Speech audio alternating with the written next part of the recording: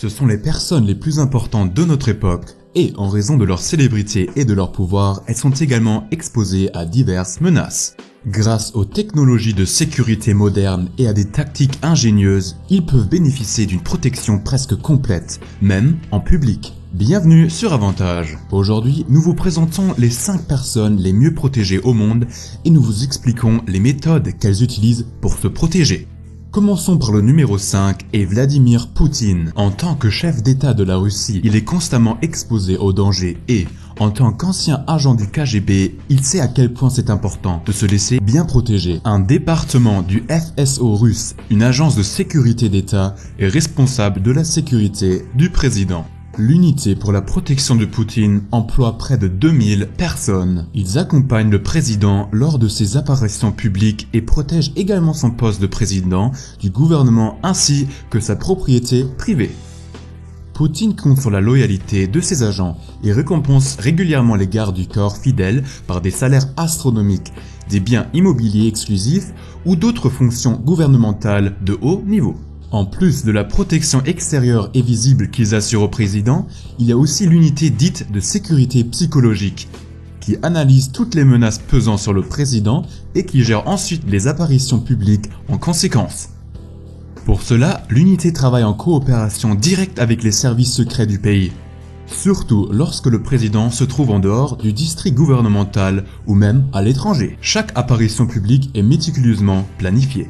En général, le transport du président constitue un danger particulier. C'est pourquoi Poutine, comme d'autres grands chefs d'État, est accompagné d'un grand convoi. Dans le quartier du gouvernement, ce convoi se compose généralement que de plusieurs motos. À d'autres endroits, il y a également des véhicules pilotes. Souvent, d'ailleurs, des Mercedes ou des BMW, ainsi que des minibus avec des unités spéciales de combat et une ambulance. Le président russe lui-même conduit un soi-disant Horus Sénat. La limousine est équipée de portes et fenêtres par balles, ainsi que d'un système de communication d'urgence. La particularité de ce véhicule est qu'il ressemble beaucoup à une Rolls-Royce. C'est avant tout son origine, car alors que M. Poutine a utilisé une Mercedes S600 auparavant, le Sénat Horus est depuis longtemps devenu une limousine présidentielle purement russe. Ensuite, nous venons à Donald Trump.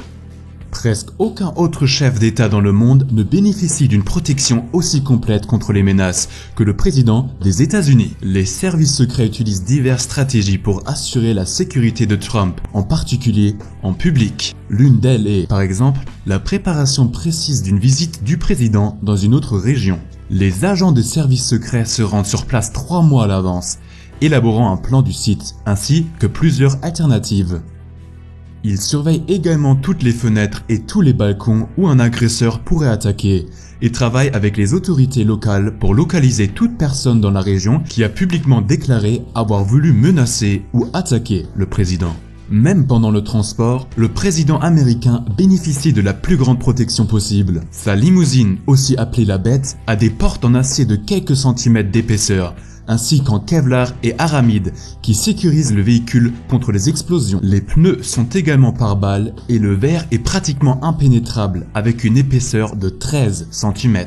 La voiture dispose également d'un équipement de vision nocturne, des bouteilles d'oxygène et même des bouteilles de sang avec le groupe sanguin du président. Une chose qui protège la limousine de la plupart des menaces pendant la conduite de toute façon est le convoi qui accompagne en permanence la Bête. Ce convoi est composé d'un nombre incroyable de 34 véhicules, plus d'un hélicoptère qui surveille le trafic depuis les airs.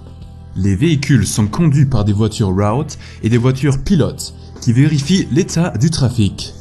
La voiture de tête qui fixe la vitesse de l'ensemble du convoi et de nombreuses motos qui accompagnent les véhicules individuels et surveillent les menaces dans la circulation. Ensuite suit la limousine présidentielle, ainsi que des Cadillacs identiques qui rendent difficile la localisation de la voiture dans laquelle le chef d'État est assis. Ensuite, suivent des minibus avec des forces spéciales à l'intérieur, des minibus avec du personnel du président à l'intérieur, des véhicules de presse, une ambulance et enfin plusieurs motos de la police locale. La prochaine personne est la reine d'Angleterre, la reine Elisabeth II. En tant que chef de la famille royale britannique, elle se montre régulièrement en public lors de grandes cérémonies. Afin de garantir une protection complète des grandes foules qui entourent la reine et sa famille, de nombreuses mesures de sécurité élaborées sont prises. La garde de la reine, et donc les soldats avec l'uniforme rouge et la casquette en peau d'ours mondialement connue, protègent spécialement les bâtiments dans lesquels la reine et ses proches se trouvent. La garde existe depuis plusieurs centaines d'années et aujourd'hui, en plus de la protection des domaines royaux, elle a principalement un rôle symbolique et traditionnel. Par exemple, ils organisent régulièrement des cérémonies, comme le changement de garde, qui est devenu de plus en plus une attraction touristique au cours des dernières décennies. La réelle protection de la reine et sa sécurité en public sont sous la responsabilité du commandement de la protection, une unité spéciale de la police de Londres. L'unité dispose de véhicules spéciaux et d'hélicoptères et est proche des services secrets britanniques. La reine Elisabeth II est également richement protégée lors de ses voyages et de ses déplacements dans la ville. Elle est conduite dans une limousine Bentley State, un véhicule de luxe que le constructeur automobile Bentley a développé en 2002 spécialement pour son 50e anniversaire en tant que reine d'Angleterre.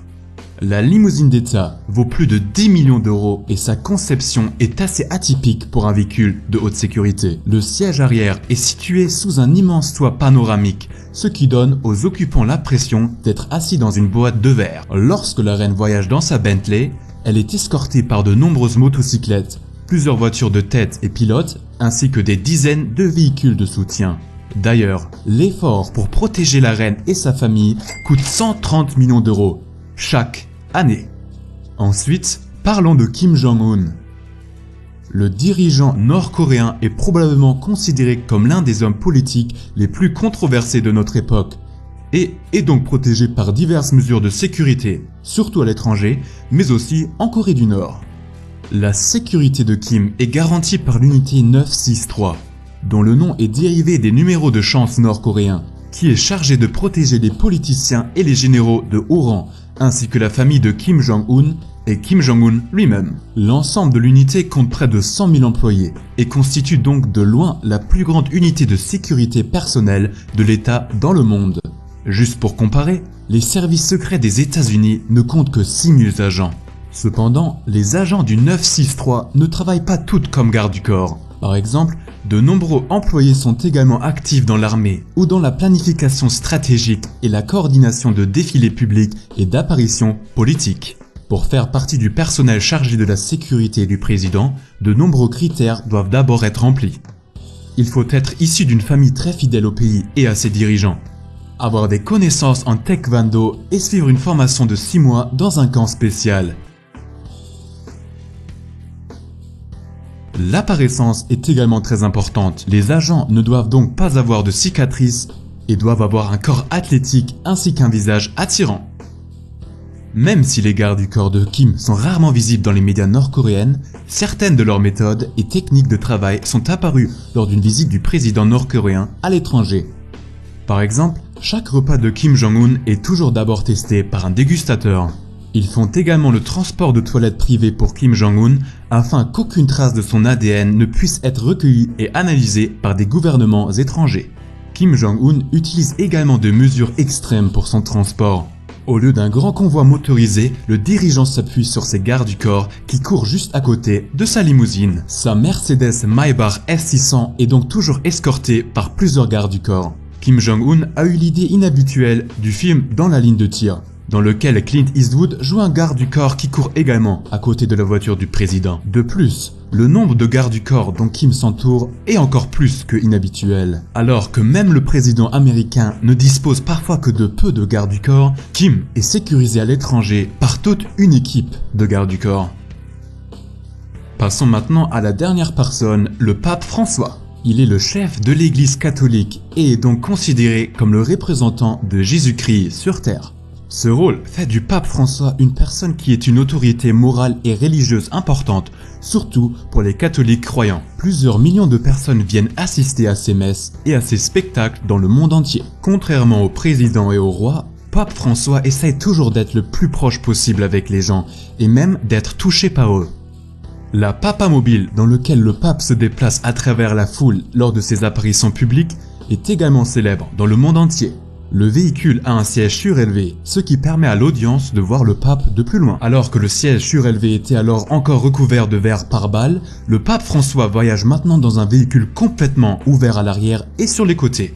Pour éviter que le pape ne devienne la cible d'attaque, il est protégé par la garde papale suisse. La garde porte souvent des uniformes traditionnels et, à côté du pape, protège également les institutions du Vatican ainsi que le cardinaux de haut rang. Ils utilisent les technologies les plus modernes pour contrôler les foules de personnes, ainsi que des méthodes très anciennes, comme des tunnels secrets ou même des tours d'observation.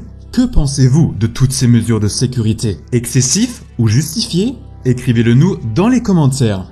Merci d'avoir regardé la vidéo, on se revoit une prochaine fois ici sur Avantage.